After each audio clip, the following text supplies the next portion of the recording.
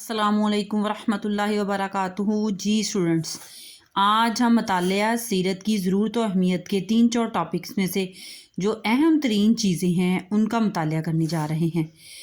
सीरत के लफ्ज़ी माना चाल, हालत के हैं, ख्वाह जिस पर इंसान या गैर इंसान होता है, ख्वाह वो इसकी तबी हो या इक्तसाबी मतलब सीखी हुई आदत हो या उसकी फितरतन एक आदत हो।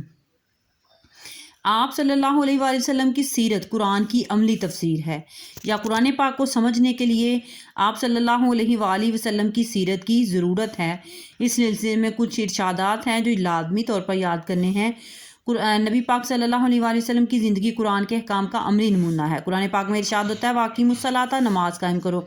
आप सल्लल्लाहु अलैहि वसल्लम को जिब्राईल ने अपनी इब्तिदा में नमाज़ पढ़ाई और आप सल्लल्लाहु अलैहि वसल्लम ने कहा सल्लू कमा रअयतुमूनी उसल्ली, पढ़ो जैसा कि मुझे नमाज़ पढ़ते हुए देखते हो। ये एक एग्ज़ाम्पल है जी, जिससे आप ये वाज़े कर सकते हैं कि रसूल पाक सल्लल्लाहु अलैहि वसल्लम की। और इसके बाद ये दो आयात हैं, वमा आताकुमुर रसूलु फ़ख़ुज़ूहु वमा नहाकुम अन्हु फ़ांतहू, और रसूल तुम्हें जो दें उसे ले लो और जिससे मना करें उससे मना हो जाओ। ये दो आयात हैं, इनको रसूल पाक सल्लल्लाहु अलैहि वसल्लम की जो हैं अहमियत को वाज़िया करने के लिए ये दो आयात आपको लाजमी पता होनी चाहिए।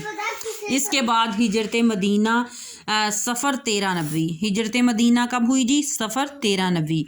आप सल्लल्लाहु अलैहि वसल्लम ने यसरब की तरफ माह सफ़र 13 नबवी को हिजरत फरमाई।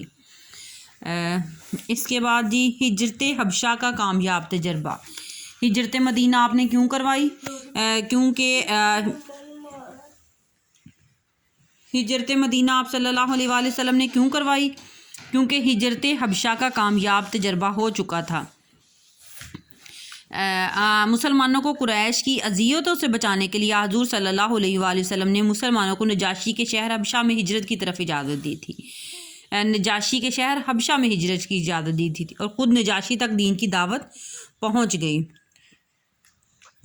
जी। अब इसके बाद अब देखें कि हिजरत हबशा के लिए थोड़ी सी डिटेल चाहिए कि आप हिजरत हबशा कैसे हुई। 5 नबवी में 16 लोगों ने हिजरत की, उसमें 12 मर्द और 4 औरतें थीं और हज़रत उस्मान रज़ी अल्लाह अन्हु उनके लीडर थे। इसके अलावा दूसरी हिजरत हबशा 7 नबवी को हुई, उसमें 101 लोग थे, 83 मर्द और 18 औरतें थीं। हज़रत जाफ़र तैयार रज़ी अल्लाह अन्हु उनके लीडर थे और 7 नबवी में नजाशी ने इस्लाम कबूल कर लिया हज़रत जाफ़र तैयार की तकरीर सुनकर। जी इस्लामी रियासत का क़याम मदीना, पहली इस्लामी रियासत का क़याम मदीना में हुआ जी।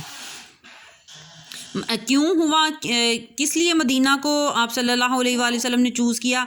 मदीना की जुग्राफियाई हैसियत जो थी वो बहुत अच्छी थी। इस्लामी रियासत का ऐलान पूरे अरब को हमलावर होने को दावत देने के बराबर था। यानी जब इस्लाम कायम हो जाता तो पूरा अरब उनके ऊपर हमलावर होता।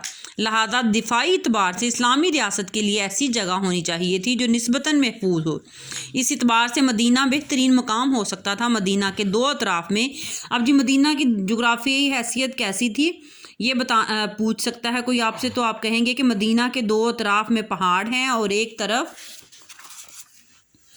तरफ घने जंगल और झाड़ियाँ, जबकि रास्ता सिर्फ एक सिमत में है। इस्लामी फ़ौज को सिर्फ सामने वाले रास्ते में निगरानी करना पड़ सकती थी, यानी चारों तरफ पहाड़ थे। अगर मदीना पर हमला किया जाता तो सिर्फ सामने की तरफ से।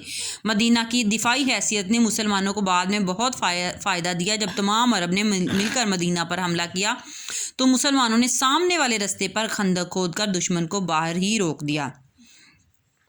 इसके अलावा जी बड़ी वजह मदीना को चूज़ करने की, क्योंकि आप सल्लल्लाहु अलैहि वसल्लम को तो पहले मक्का पसंद था, फिर उसके बाद आपने ताइफ में भी कोशिश की, फिर आपने हबशा की तरफ भी भेजा लोगों को। लेकिन उस सबसे बड़ी वजह क्या हुई?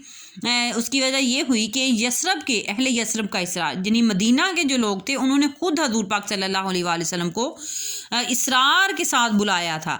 यसरब के लोगों की अक्सरियत ने जब इस्लाम कबूल कर लिया तो 72 अफराद पर मुश्तमिल एक बड़ा वफ़द आया और नबी करीम सल्लल्लाहु अलैहि वसल्लम को दावत दी कि वो इनके साथ यसरब तशरीफ़ ले चलें। इसलिए आप सल्लल्लाहु अलैहि वसल्लम यसरब की तरफ आ गए।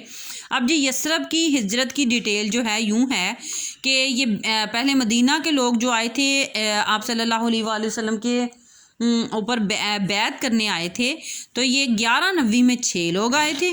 یہ قبیلہ اوس و خزرج کے لوگوں نے اسلام قبول کیا تھا. 11 نبوی میں 6 لوگوں نے اسلام قبول کیا تھا آ کر. پھر 12 نبوی نے بیعت عقبہ اولا، جو بیعت عقبہ اولا ہے وہ 12 نبوی کو ہوئی، 12 لوگوں نے آ کر اسلام قبول کیا. اور بیعت عقبہ ثانی یہ 13 نبوی کو ہوئی اور 75 لوگوں نے بیعت عقبہ ثانی میں اسلام قبول کیا. اس میں 72 مرد اور 3 عورتیں تھیں اور یہ قبیلہ اسرس اوس و خزرج کے لوگ تھے. یہ جب بیعت عقبہ اولا اور بیعت عقبہ ثانی ہو گئی، مدینہ کے لوگوں نے آپ صلی اللہ علیہ وآلہ وسلم کے ہاتھ پر بیعت کر لی.